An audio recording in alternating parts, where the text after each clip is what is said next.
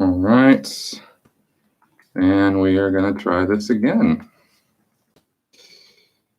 And we are going to try this again. And now we are live, and it looks like we've got sound. So we're live public. Let's see if let's see what we get here. Okay, now go ahead and close that. Good. And then let's go back over here. Technical difficulties. Okay, good. There we go. I don't know what the hell just happened, folks. I did the exact same settings twice in a row, and this time the sound's on, and the last time it wasn't. So whatever. Happy Easter, everybody. Technical difficulties aside, we're making this happen. All right. So good. All right. Thank you for your patience, everybody. I really appreciate it. Sorry for the technical difficulty there. All right. So we're live and we're here. Melissa's with me.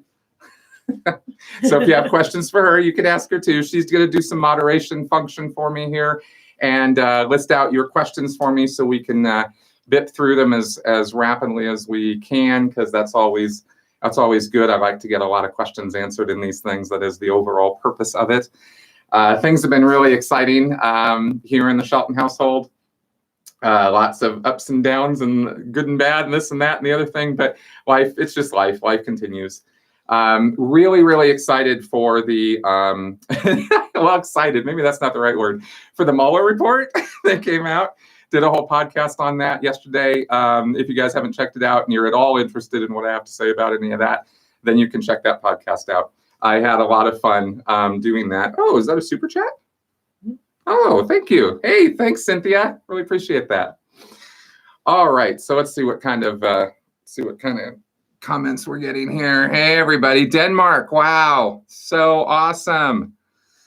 Sweden. That is so cool. Oh, Blake. Yes. Cool. Thanks, man. Appreciate it. And I know I was a little harsh in my comment to you, Blake. So I'm going to just say right now publicly, I was a little harsh. Okay. I acknowledge that on my part. I just don't like seeing people bickering with the ad hominem and the other nonsense that goes on my channel. And anyway, whatever. Okay, wow, Clearwater, Florida, cool. Good, yeah, thanks for that comment, Blake, I appreciate it. Okay, so we're here, we're live. I am here to answer questions. Now, we started with a really great one from the last stream that we did note down from Kristen G. She asked me, and we're just gonna dive right into this, okay? Once you complete your TRs, do you ever have to do them again? If in many years, would someone need to brush up on their indoctrination? This is a great question because, yes, TRs are not something that are just done once or twice in Scientology. There are lots of courses that have TRs, or first off, for anybody who doesn't know what I'm talking about, TRs are training routines. In Scientology, there are a lot of different TRs, but the basic TRs are TRs 0 to 4 and then 6 through 9. There is no TR 5. And the training routines were designed to improve communication skills and control skills, ability to control another objects and people. Those are the upper TRs, the 6 through 9, but the 0 through 4 are communication skills. And these are done over and over and over again. Auditors who are professional auditors or who are practicing to be auditors do lots and lots of TRs. Hubbard actually said that they should be done every single day when you're on an internship. So often when people come in as auditor trainees, or like I said, the professional auditors, they'll just come in and start their day by doing 10, 20, 30 minutes of TRs. Not every single auditor every single day, but as a kind of a routine action. You're supposed to keep brushed up on them and keep sharp and practice them all the time. So their indoctrination is constantly being kept up on that particular thing. So, and that's especially true, like I said, for the auditors. Normal public Scientologists or staff members or Sea Org members who are just going about their regular post activities or their jobs or just coming in and doing classes would not be doing TRs all the time. It's just really for the auditors. unless you're doing a TR's course or you're doing some corrective action that calls for you to do TRs, then you'll be doing them again. So it's very, very common for Scientologists to be doing TRs, pretty regularly. Okay, cool. What else we got here? Oh, good. Some more. How much, this is an interesting question. Splinger. How much of an offense is it for a Scientologist to work for a psychiatrist? That would be a suppressive act, is what that would be. No Scientologist would ever work for a psych at all, or anything even related to psychiatry or psychology. I mean, Scientology considers psychiatry to be a mortal enemy of what Scientology is all about and what it's trying to do. And Hubbard was he just lambasted psychiatry every chance he got. So there's zero chance that any Scientologist is ever going to have a long-term relationship, even much of a friendship with a psychologist or a psychiatrist, much less work for them. That would just be verboten. No one in Scientology would be okay with that. All right, let's see what else we got here. What is a play lecture? Jane Smith asks, what is a play lecture? I'm not sure. Can you clarify that question? All right. Mercini Papadaki. Hey, do you enjoy holidays now that you're out of the Church of Scientology, or are you a critical thinker about it? No, I love holidays. Holidays are awesome. We celebrate Christmas. Easter is kind of like, okay, whatever. It's Easter. I'm not religious. So for me, this is really just another Sunday, and we're going to go to a party this afternoon and hang out with friends and stuff. So that's what holidays are really, kind of embody for me. But love Halloween. Halloween's a good one. Love 4th of July, going out, watching the fireworks. What other holidays? Thanksgiving, of course. That's always just Thanksgiving. In America, that's a big deal. Mm-hmm. Let's see. Those are, President's Day is all that kind of crap. I don't really care about that too much. Yeah. I don't know. Both mainly, is it because I'm jealous? Because I want my birthday celebrated as a national holiday too. So I actually did 1 or 2 videos about holidays in Scientology too. I think I did a Christmas one this last December, and I did one, I think 2 years ago, about Scientology holidays. So that was kind of fun. Holidays were really stressful when I was a church staff member, because holidays were always the big opportunity to get people in for more time, sit them down, try to, get them to give us more money, that kind of stuff. So holidays were always about extra time. And I actually went into a lot of detail about how torturous that was for me over the Christmas time, especially in that video I made in December. So look that up, check that out. All right, let's see what else we got here. These are good questions. You guys are really on it this week. Play lecture on time must be mistaken. Heard you play I'm not sure, Jane, what you're referring to on that one. It's not ringing a bell for me. I'm sorry. Gern Blonston, are there any staff at all at the empty orgs? Yes, there are. Hubbard said per policy that the minimum number of staff for an org is 3. The ideal orgs have way more than 3 staff members. Generally speaking, they 20, 30, 40 staff, something like that. They do what happens is they renovate the building. While they're renovating it, the first effort is make all the money, buy the building, then make a bunch of money, renovate the building, and then open it. Well, while the renovations start happening is when they really start gearing up to get a lot of staff. And the Sea Org will actually send a whole project, or what's called a mission, to the ideal org location, and they will start recruiting staff to work for the ideal org. The complement is supposed to be somewhere between 100 and 125 staff members per org.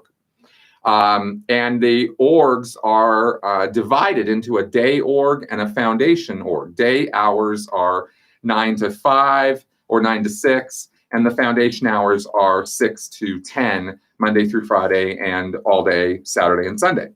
So there's 2 crews, 2 different shifts. A lot of staff will do both shifts, but like a single shift sort of thing, but it's supposed to be two different organizations. When the Sea Org comes in, they often find that there are not enough Scientologists in the area to staff up the ideal org. So they end up importing people from other places. In fact, I believe today on Tony Ortega's blog, Rod Keller did a whole article about that, about how people get moved around and stuff, which is what I used to work on. I used to move people around from state to state, place to place. Literally, I would go and move their house. I'd put all their furniture in a truck and I'd do it myself while we sent the person off to go be a staff member at an org. So that's kind of how they get the staff, but they lose them just as quickly as they get them because the logistics fall through, the staff aren't making money, they can't afford to stay there, therefore, problem. So they tend to lose all those staff that the Sea Org pumped into the place pretty quickly. In Twin Cities, we lost guys hand over fist within the first few months. And then it comes back down to the crew that was kind of there before the whole place went ideal. It's like there's this core group of people who are kind of keeping the doors open all these years. And those people end up sticking around. And maybe a few of the guys that the Sea Org brought in also stick around. But for the most part, it's kind of a whoop, boom, sort of a thing. And that happened over and over and over again in every single one of the ideal orgs I ever had anything to do with. So hope that is a good, thorough answer to that question. Oh my God, yeah, look at all this. All right.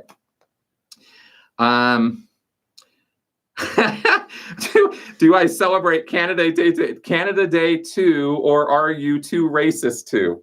Racist against Canadians. Canadians are a race. Okay, that's awesome. Sure, eh?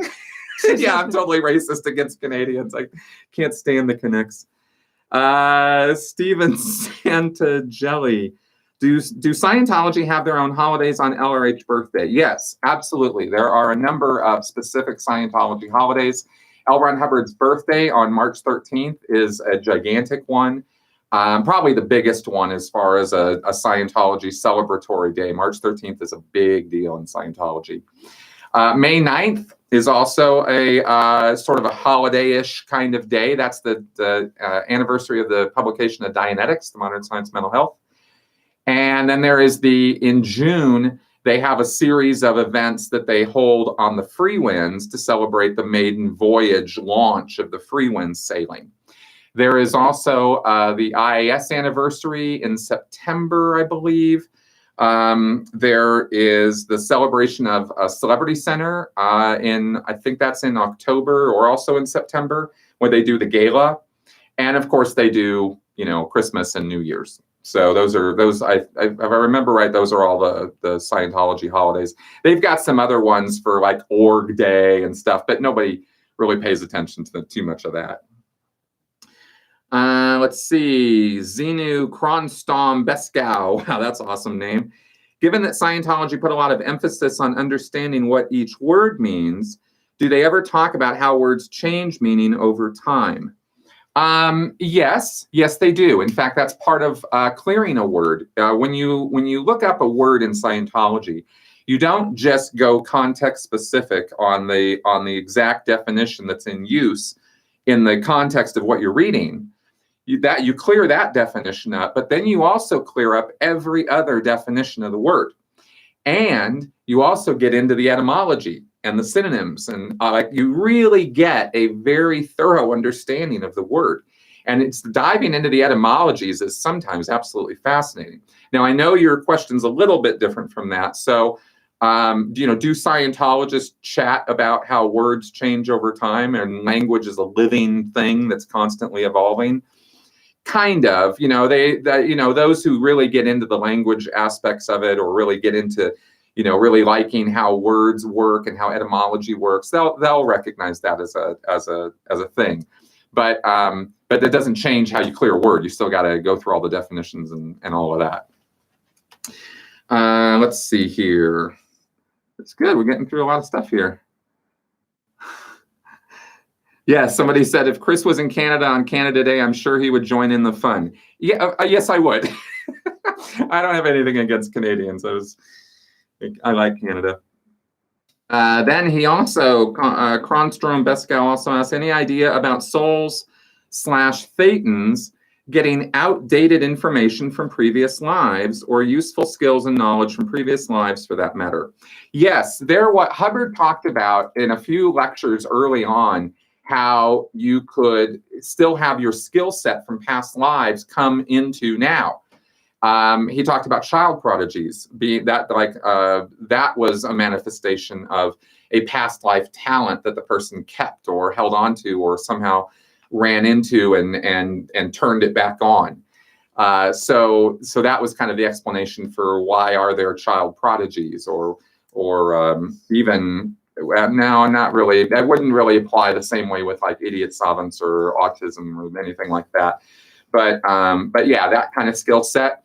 And Hubbard was sort of implying in some of the lectures that this was something that people could experience. They could get languages back. They could get, piano skills back, I think are two things he specifically mentioned. And that kind of came and went because I never, ever met a Scientologist in all the years that I was in who actually claimed that they had a skill set brought back in present time from a past life. I never ran into that.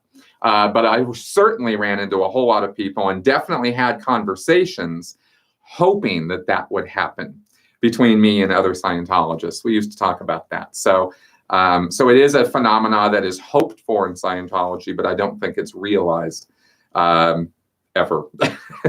Okay. All right. What else we got here? These are great questions. Cat's awesome. Do you assist Chris? Oh, Lisa. Oh, Melissa, that's for you. Oh. Do you assist Chris in his research? Not most of the time. I mean, every once in a while, but most of the time he just kind of does it on his own. Yeah. Now, however, I don't think she actually realizes how she helps me. Melissa herself has her life experiences and her education about diabetes, about anxiety, about depression, about mental health in general has been a gigantic eye-opener for me coming out of Scientology, where I used to think that all of that was complete crap. None of it was real, or if it was real, it was just a mental manifestation or psychosomatic in nature. I never gave any credence as a Scientologist to depression, anxiety, any of that kind of stuff. I always thought was just bunk. And, this whole thing about a chemical imbalance in your brain. I mean, we used to joke about that. We used to think it was funny that it was so stupid as Scientologists. So I had a lot to unlearn, a lot. And Melissa has done more than anybody else in showing me things and talking to me about this and making it really real that these things are very, very real and that they do have chemical neurological causes. That's, you guys know I've been studying a lot of that stuff. And so I'll say that, in terms of helping me with my research, I would not even be anywhere near the level of understanding that I am about all of that stuff if it weren't for Melissa. All right, let's see what else we got here. Jill Anderson, why doesn't anyone tell staffers minimum wage is $15 an hour? They do.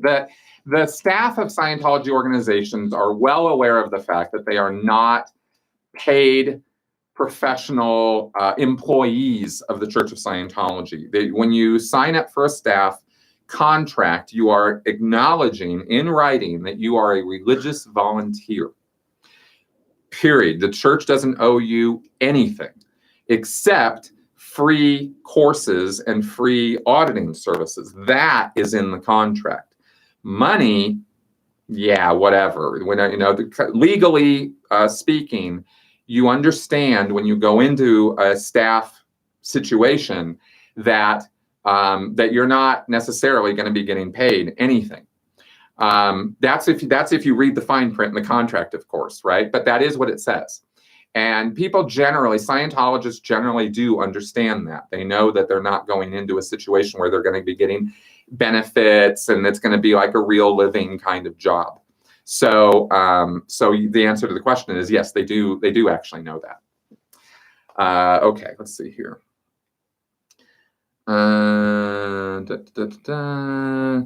Cheyenne 29. I have seen Aftermath Foundation cards. Where's the best place to put them? Oh, good question. Anywhere and everywhere around Scientology churches, stores, in the place. If you can get in there and do it, that would be amazeballs. If we could get Aftermath cards in the churches, because the staff, of course, avoid this stuff, cognitive dissonance and all that. But that would be the best place to put them. Local areas around the churches of Scientology or in the churches themselves. Now, obviously, when I say something like that, I'm not encouraging anybody to go trespass or do anything illegal or anything like that. Okay, guys. So, let's let's not go crazy here. We don't want to go, infringing on Scientologists' rights or anything like that, and they do have some. So it's just like everybody else does. But that would be the best place to put them, because that's where at least there will be some awareness raised about it, especially around Sea Org bases, because the Sea Org are the most ensconced, and so many of them don't have a clue that the Aftermath Foundation even exists. So that would be the goal of such an activity, is really just let them know that there is a thing called the Aftermath Foundation, and that they could potentially get help from it. Tango Z, or ZIs. It's always a little hard to tell. There we go. Tango Z. There we go. Is OT8 done on the free winds to be away from concentration of body thetans? That's an interesting question. It's done on the free winds. Hubbard said that it needs to be done. OT8 needs to be done off the crossroads of the world. That was the expression I recall him using.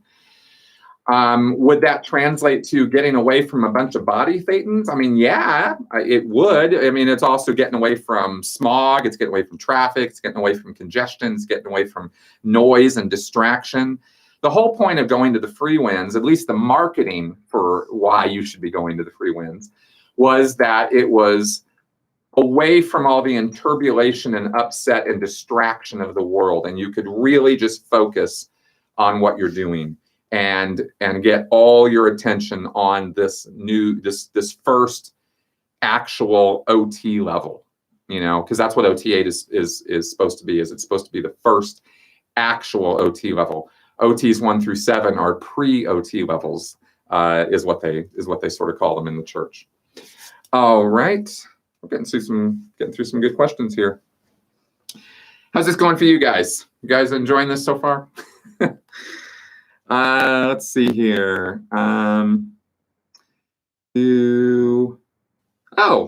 Okay. VodkaNet B67 asks, do you have an interest in history? I've found that studying it really gives one a better grasp of how human beings think and act. It would help more people, I think, understand why cults exist. Absolutely. I love history. Excuse me. Always have. Always been a little bit of history buff. Always love learning more about it, because my concepts of time and how things have happened and how civilizations have interacted and what happened when and where and how are always being updated. I'm always learning new stuff about that. And it's so amazing. History is the most wonderful thing. I really wish that we didn't have a need to dramatize history in TV shows and movies in a false way, to make it more dramatic and this kind of stuff, because there's so much actual amazing drama, and the human relationships and the epic stories that are available that are completely true and that are completely fact-based are amazeballs, right? They're amazing. So wouldn't that be something to see some of that? But instead it's always disappoints me a little bit when we get the Disney versions of things, or the history. Oh my God, the History Channel version of things. Jesus, you want to talk about corrupted history? Anyway, so yes, I do love history, and yes, I completely agree that I think, in fact, history is probably the first thing I ever studied that started giving me the inkling of how sociology works and how groups of people work, and And I've always enjoyed that. All right. Gern Blanston again. Do Sea Org members have a safe place to keep any money they might have? Well, Sea Org members do have bank accounts. They can have those, and they can put money in them. I had a Wells Fargo company. There was a bank right around the corner from Pac Base, and I set that up. Let's see. You know, if you're trying to store money in your room, no, it's not safe. Security can come in anytime. Other people can come in anytime. I mean, the dorms and even the couples rooms, unless you put your own lock on the door, which is not going to ever happen in a dorm room, but in a couples room, I had seen locks put on the doors sometimes. But security always had to have a copy of the key, or they'll just break the lock open. If security wants to get into your room for some reason, they're going to get in there. And if you put a safe in your room and you put money in there, they're going to demand that you open it because they're going to want to know what you're keeping in there. You don't. The thing about being in the Sea Org is you don't get to have secrets anymore in any part of your life. So that's pretty much the answer to that. If you could keep it a secret by stashing money in a bank account, then sure, you could pull that off. But you're going to be constantly under pressure as a Sea Org member to be revealing your secrets. And if you feel that you're withholding something from the group that you shouldn't be for some reason, then you're going to have the internal pressure to, oh, I really need to say something about this, and oh, I really shouldn't be withholding it. And, you know, that's kind of how that sort of pressure works. Let's see. K-Dog. DK, can you tell a little about the center in Copenhagen, Denmark? It seems to be a lot of people from around. I actually have never been to Denmark or Copenhagen. I can't really talk a whole lot about it other than the fact that it's a renovated Sea Org base, and I've seen pictures of it. That's really my only experience with it. So I really shouldn't comment on it more than that because I've never been there. Let's see. Tasha Helms, is suicide a sin? I don't think so. I think that a person has a right to their life and a right to terminate their life. That being said, I would work night and day to encourage a person to stay alive. I would not, but it would be very, very context specific. If a person had a terminal illness and was in constant pain and they wanted to end their life, it's not for me to tell them that they need to stay alive. That's kind of, there's a final point where it is the person's decision. But I would be in almost, in 99.9% of cases I've ever run into or will run into, I'm sure, I would encourage a person to continue to live, because the problems that we face can, however insurmountable, however unsolvable, however crazy they might look to us in one moment, that can always change. Our views about things, our emotional attitude about a thing can always change. And in fact, the one thing you can count on is that your view will change, because that's how we are. We're never fixed on one thing forever. So that's my kind of view about that. Good question. It's a tough one.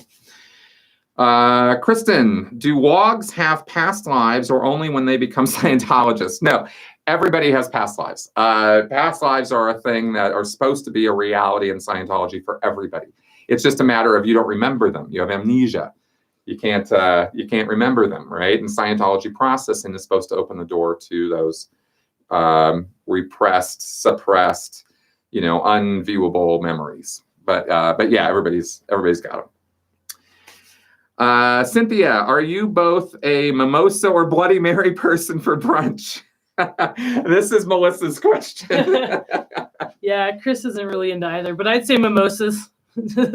Yeah. Definitely not a big Bloody Mary fan, but I would definitely drink a bunch of mimosas. Yes. Yes. And I would do mimosa before I would do Bloody Marys also. I'm not really big on wine or what's mimosa, is wine or champagne? Champagne. Or champagne and orange juice? Yeah. Yeah, I would do screwdrivers. Ooh. Yeah, I do those. I've gotten pretty messed up on screwdrivers. Joe Luker, what would do Oh, Lucero. Sorry, Joe. Joe Lucero. What would do after the Church of Scientology closes its doors? What would do? What would I do? What would they do? Could you clarify that question? Sorry, Joe. I just want to make sure I'm getting the subject right there on that so I can give you a good answer. A. Gray. What do you think would have happened if David Miscavige didn't take over when he did, and it would have been the other guy? I don't remember his name. Would Scientology be less destructive? Oh, I think you're thinking about Pat Broker.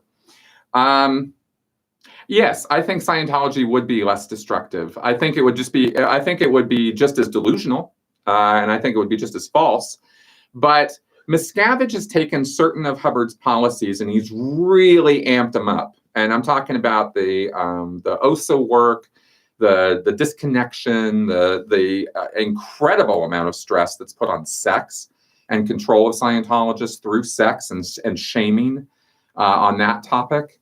Masturbation, totally verboten in Scientology, absolutely not okay, especially in the Sea Org. Big no-no. So when they're controlling your sexual life and sexual activity to that degree, then you're going to have problems. And Hubbard didn't do it to that degree. That was a Miscavige thing. So that's kind of how I see it. But it was always bad. It's not like it would have been a nice, fluffy, furry, nice thing to have around. Now, if it wasn't just for that evil Miscavige, it was always rotten to the core. It's just that it would have been a kinder, gentler Scientology if Miscavige hadn't taken over, because the people who were in charge that he ended up ousting and getting rid of, they were well-intentioned people who didn't beat up on each other and didn't want to see that kind of thing going on. So, Hubbard goes into senility and he starts, giving weird orders like spit in this guy's face and stuff. Well, one person who was around then, Janice Grady, interpreted that order as, of course, that doesn't mean you're actually going to literally go spit in the guy's face. You're going to rip his face. You're going to yell at him. You're going to give him a hard time because he messed up. But Miscavige interpreted that as, no, you really need to go spit in the guy's face, right? Like that. That's the difference, right? Is there was a little bit of common sense, a little bit of thinking, a little bit of let's dial it down a little bit by some of the other people who were in charge when Miscavige was up and coming. But when he took over, he got rid of all of those people, and ruthlessness was definitely the order of the day. So he did mean, what would you do? Okay, good. What would I do if Scientology... What would you do after the Church of Scientology closes its doors? I would do exactly what I'm doing right now. I would continue to talk about destructive cults, because guess what? There's about 5,000 of them out there. And I would continue talking about psychology and neurology and sociology and all the stuff that I'm talking about and the different ways that these things pop up in life for all of us in all different aspects of our life, not just religion.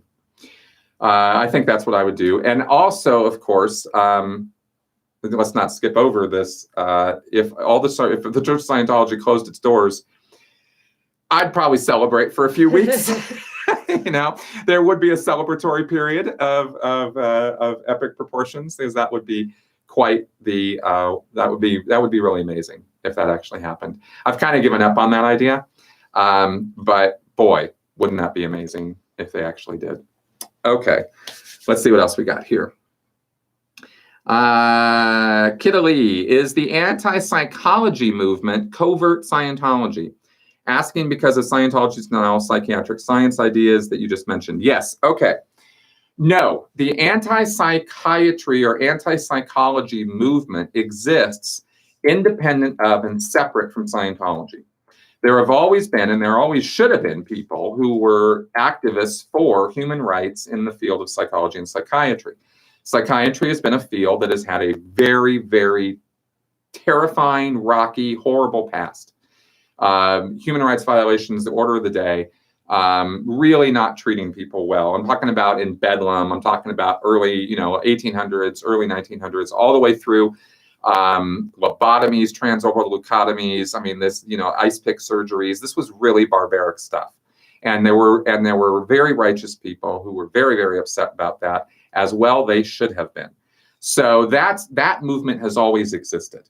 Psychiatry has responded by moving into drug therapy, moving into talk therapy a lot more than they are into the ice pick crap now. I think that I support those movements trying to reform psychiatry and make it a kinder, gentler, more science-driven activity rather than making it this, whatever the hell it was before.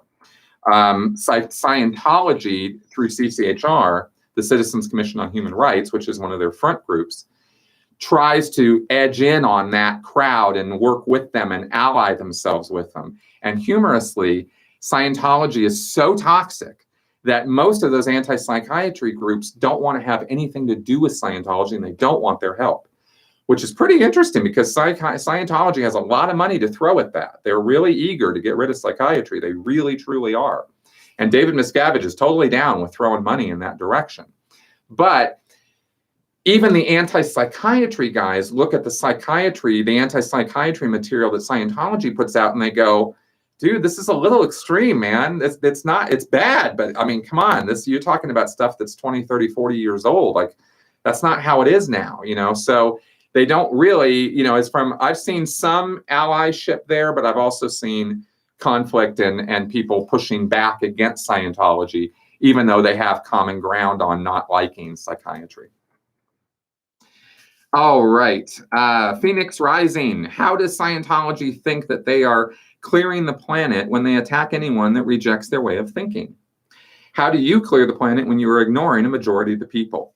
And that's the thing. See, Scientologists don't think that the majority of people are anti-Scientology. They think it's people like me, little tiny group of people who are riling everybody else up against them. And we're the true evil people, the suppressive people. We're the bad guys. And there's only a very, very tiny percentage of us. The percentage Hubbard gives is 2.5% of the population are the real bad guys. And they're messing it up for everybody else because, a small number of people can rile up, or what he calls enturbulate, other people around them and get them all. And that's why Scientologists think that people have such a hard time with Scientology, is because they're just being riled up by all the lies that we're telling. See, and they maintain a view that the majority of people in the world want Scientology. They just don't know about it yet. And if they were properly informed about what Scientology really is, then they would be on board just like that. See? And everybody's a Scientologist, they just don't know it yet. See, that's the attitude that they tend to have. So the name calling and the directed attacks against individuals are against the people that Scientology considers are suppressive people, not the world in general. Scientologists think that everybody generally is wanting to get along and are all basically good people. Just us bad apples who are spoiling it for everybody. All right. JS, hello from Brighton. Hey, Brighton. As a prominent critic, if you ever visited St. Hill here in the UK, do you think you would be recognized? I do. I think if I showed up at St. Hill, I'd be shown the door fairly quickly because I am prominent. I get very little attention from Scientology in terms of any fair gaming or attacks to me personally, and I'm okay with that. It's not what I'm doing this for. But yes, I think if I tried to go down to the local church here in Denver, or if I went over to the UK and tried to go to St. Hill, I think Sea Org Security would have my face up on the board real fast, and I think I'd be shown the door pretty quickly. Let's see. Cheyenne291. Oh, this is for you, Melissa. She is asking if I was ever in Scientology, and no, I was not. My family's not very religious at all, so I'm never really involved in any of that. Nope. Nope. Oh, yeah, that is the other thing Melissa's been real good for me for in terms of, on that earlier research question, atheism, right? I mean, I kind of, went pretty secular after I left Scientology. And now I'm kind of more, in the I don't know realm. But Melissa's experiences with atheism and belief, we've had long talks about it, and it's always been fascinating to me, and quite an education. Teresa Akins, because you were so sheltered in Scientology, no TV, little contact with the outside world, etc., how did you learn so much about pop culture, TV programs, and your vast knowledge that you show on them? Okay. As a public Scientologist and staff member, I had free access to TV and movies and stuff. A friend of mine and I would always go out on Friday nights and watch, or Thursday nights, and watch the premieres of movies at midnight. And this is back in my Santa Barbara days. Batman, stuff like that. I used to use Terminator 2, so I was always a big movie guy and big fantasy guy. It started when I was a kid. I was playing, I learned how to play Dungeons and Dragons. And then I got totally into fantasy and sci-fi, and a lot of fantasy, really. I was really into that kind of stuff, reading Tolkien and all that. Ursula K. Le Guin and tons, Ray Bradbury, all that stuff. So that's where it got me started. And once I got started, I started writing myself. I was writing stories and stuff in school, and loved that stuff. And so it was a real natural fit for me to go into the whole nerd geek, movie, TV, pop culture stuff, and always be super interested in that. Almost all of that died when I joined the Sea Org. I was 25 years old, because then I was cut off. Then I didn't have access to almost everything. And then I didn't really keep up with pop culture, TV shows. I mean, there are still, to this day, references Melissa will make that I don't know because of stuff. I never watched a single episode of Friends. I mean, not once. I still haven't. There are whole shows, whole music bands I've never heard of, right? So then when I came out of the Sea Org and came out of Scientology, I did a lot of catching up. Like, I downloaded all of the seasons of South Park. I didn't just watch, the Tom Cruise in the closet episode. I watched seasons of South Park. That was a lot of great catch up on stuff. I hadn't, I'd seen The Dark Knight as a Sea Org member on a day off, but I had never seen Batman Begins, right? The first one. So I had to go back and watch that and watch all this stuff that I had to catch up on, right? Tons of movies and stuff. So that was kind of what happened. And I just caught up in the last 6 years. So that's why I am pop culture literate, I guess. So somewhat, to some degree, I don't think I'm very literate about what's going on now, though. I mean, I've got some awareness of comic books and comic book TV shows and stuff, but I don't really watch those anymore. I just keep up on the Marvel universe because I love the Marvel movies. All right. Neon Cat. I heard Jennifer Lopez's father is a Scientologist. How would the church handle him due to the fact that J-Lo is a close friend with Leah? Will they force him to disconnect with J-Lo? Okay. You guys are going to love this one. I actually serviced J-Lo's father as a Scientologist. I was a Sea Org member, and he would come in to the advanced organization in Los Angeles and get some auditing. Super nice guy.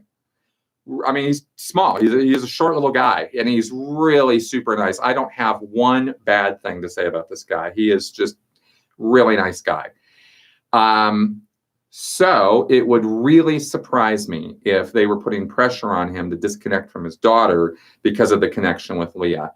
That's a celebrity connection, and celebrities are the ones who get to break the rules on disconnection.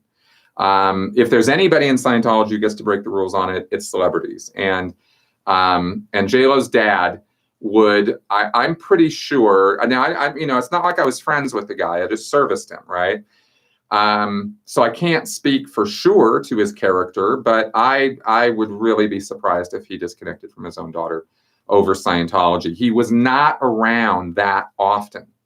And when he came around, we were just giving him little repair sessions or little, feel good kind of sessions. He was not like shooting up the bridge to get to OT8 as quickly as he could. He wasn't that kind of Scientologist. So that was my experience with him. So that's really all I can say about it. That was many, many, many years ago. That was 2003-ish time period, 2004. So obviously a lot's happened since then. So that's all I can really say about it. Let's see here. Robert Roberts, in Canada, a basic bank account costs $10 to $13 a month. How did you pay bank fees out of $60 a month from Sea Org? I had a free checking account at Wells Fargo. I didn't have bank fees. And when we did, it was painful. But my wife and I at the time did we have a joint account? Yeah, we did. I don't think she liked having the joint account, but I thought it was a good idea. Anyway, so yeah, we didn't really have bank fees at that time because I wouldn't have been able to afford them. That's the long and short of it. And there's different things you could do like I also had a US bank account, and at the US bank, I had to open a savings account and transfer a certain amount into it every month and then untransfer it back in order to not have fees. So you can do little trickery like that within the US banking system. I think that's how my current bank account is set up with a bank I use. Let's see, John Greedlead. Did you see the movie Bohemian Rhapsody? I've got to ask it because Queen does your Flash Questions theme. Yes, I have not seen it yet. We have it. We just need to watch it. I'm looking forward to it. Talking about that historical revisionism, apparently there was quite a bit of it in that movie. I was a little disappointed. I thought it was going to be more accurate, but I am still looking forward to seeing it because I heard it was a pretty amazing movie. And by the way, I love Queen. I think they are one of the best rock bands ever.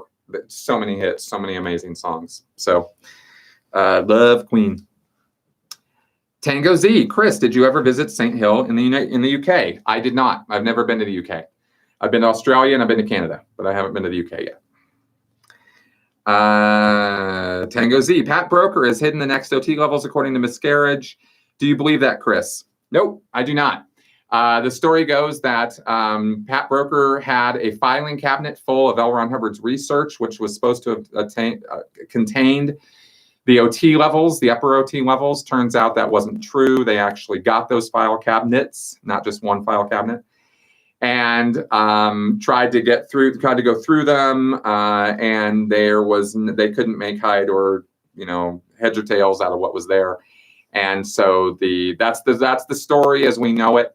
Obviously I wasn't there, but that's what we heard. So no, I don't believe that. Oh, Chris Johnson, do you plan on covering the Heaven's Gate cult? I didn't really have any plans on that specifically. It's been so well covered already.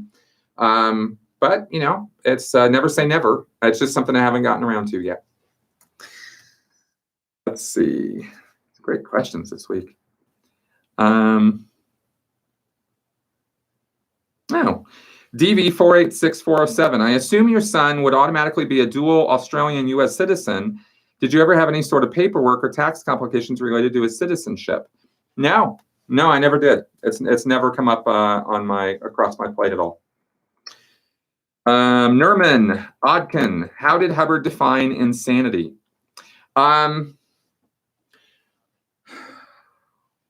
Boy, how did he define insanity? I'd have to get my tech dictionary out.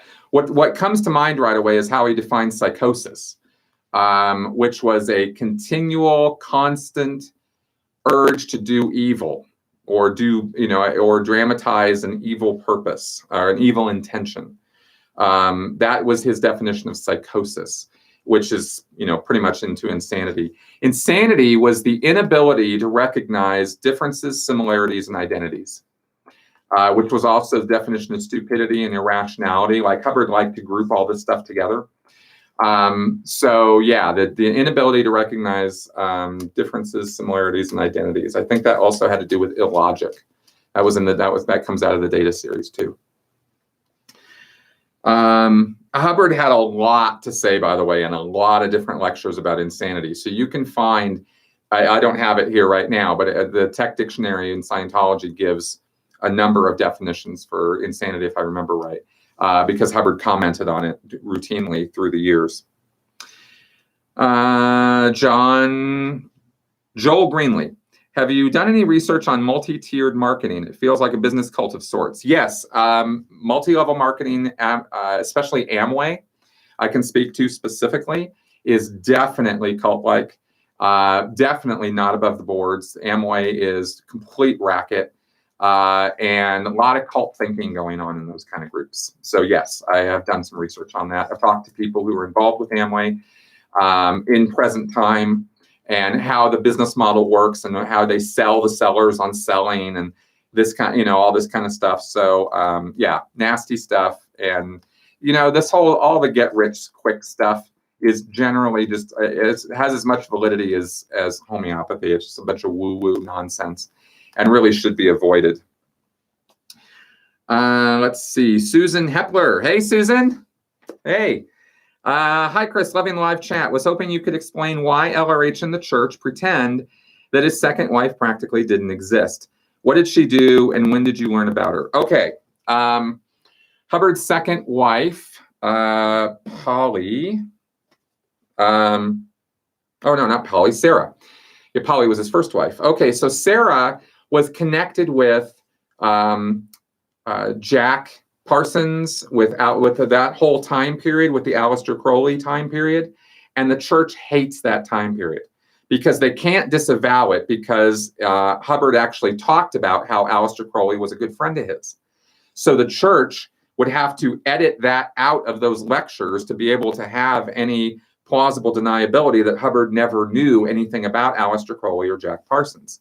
So they have to keep that there. But they've totally edited out everything having to do with Sarah Northrup, who he absconded with from Jack, and then married, and then dumped after they had a daughter, and Hubbard went off and went crazy.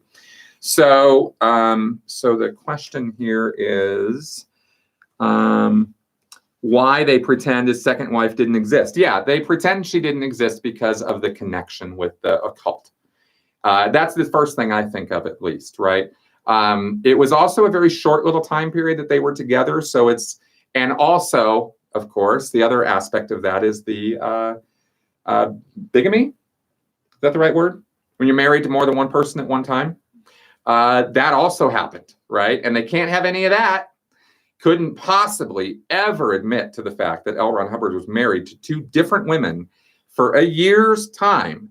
And both women did not know of the other's existence. I mean, that's what a cad that guy was. So he did that. He really did that. So yeah, the church doesn't want to have anything to do with that. And that follows along with Hubbard's wishes, because when he was interviewed many, many years later, he said, I never had a second wife. He just talked about his third wife. Okay. Anyway, I hope that answers that for you, Susan. Let's see here. How are we doing for time? Oh, we're coming up on time. Okay. DV486407. The wonderfully terrible Road to Freedom album. Oh my God. Yes. The church released in the 80s. There's a song called Why Worship Death. It's possibly the worst song on the album, but what the hell is it about?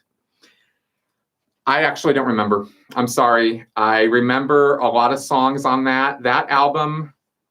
Oh my God, that album.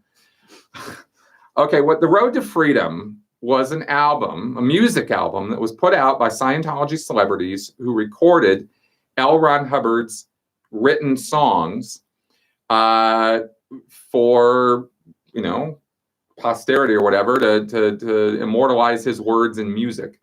The Road to Freedom was the first Scientology, well, no, it wasn't the first Scientology music album, but it was certainly the first one I was aware of in the 80s. And they had a concert where they sang all the songs at one of the events. And the reason I still remember this is because they used to play it on a loop in reception over and over and over again. So I've heard the Road to Freedom album, or the Road to Freedom song, probably 1,000 times.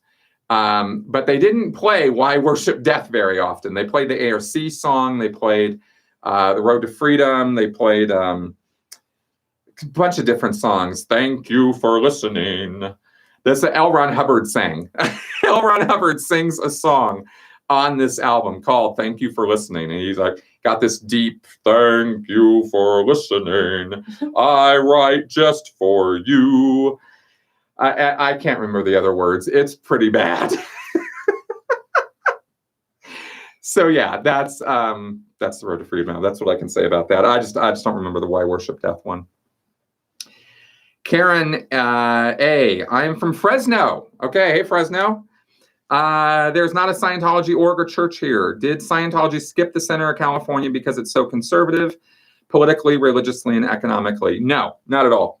The reason Scientology doesn't go into places, for the most part, has to do with the fact that there just aren't Scientologists who go there. I mean, I don't know how, there's been a couple Scientologists who lived in Fresno, but nobody ever wanted to start a mission or a group there. And if nobody starts one up, then that's generally how orgs were formed. There are, in the hierarchy of Scientology organizations, you have field groups, then you have missions, then you have orgs. And missions are started by somebody. They pay the church, they get the licensing and the registration and the materials, they open up a building, and they start delivering Scientology as a mission. We've talked about that. Orgs almost all came from converted missions. Very few orgs were just started as orgs right off. Some started that way, but most were converted from missions. So especially in California, almost all the California orgs, short of I think Los Angeles, were originally missions. So that's kind of the sequence of how those things happen and why you're not seeing any Scientology in Fresno. Hell, there are whole states that don't have any Scientology in them. I mean, there's nothing in Montana, and that's where Hubbard was born. Nebraska. Well, Nebraska too. Nebraska, Montana, both Dakotas, Wyoming. There's nothing. There's no.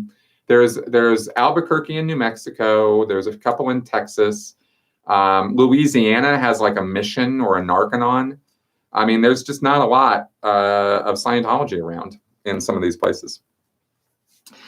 Cynthia, have you ever read C.S. Lewis' Chronicles of Narnia? Yes, when I was a kid, I did. Those were some of the fantasy books I read when I was a kid. I had no idea, none, totally went over my head that there was any Christian symbolism in those books. I had no concept when I was reading the books that it was Christian allegory.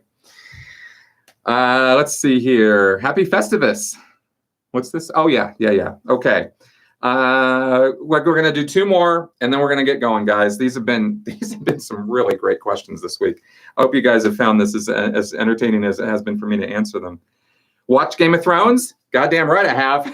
I got to catch Melissa up, so we are not watching the new episodes yet, but I am all the way caught up, and Melissa has not watched any of them, so we're gonna do them all. All right, and. Okay, my first channel asks, do you think all cult leaders are narcissists? Is there another overarching quality they have? Yes, there are a lot of qualities cult leaders have. I've been putting a lot of thought into this. I got a lot more thinking and research to do on it because this has been a real focus for a long time.